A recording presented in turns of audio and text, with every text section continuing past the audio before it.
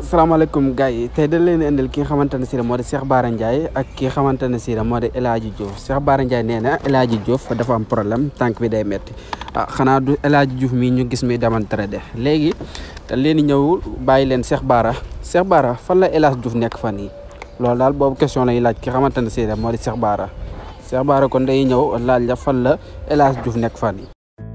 tout am na problème de. Cheikh Bara mu ne lan El Hadji Diouf dafa am problème. ban El Hadji Diouf moo am problème xanaa du El Hadji Diouf bii de. tout am na problème de. Cheikh Bara nee na El Hadji Diouf dafa am problème El Hadji Diouf ban problème la am Cheikh Bara ban problème la. waaw fan yii de tànk bee metti moom. tànk waaw tànk. daa man la dégguma de Cheikh Bara mu ne lan tànk bee metti kan la El Hadji Diouf fan yii de tànk bee metti moom. tànk waaw tànk. Cheikh Bara mu ne lan tànk bee metti ñoo leen dem xool ba am El Hadji Diouf tànk bee metti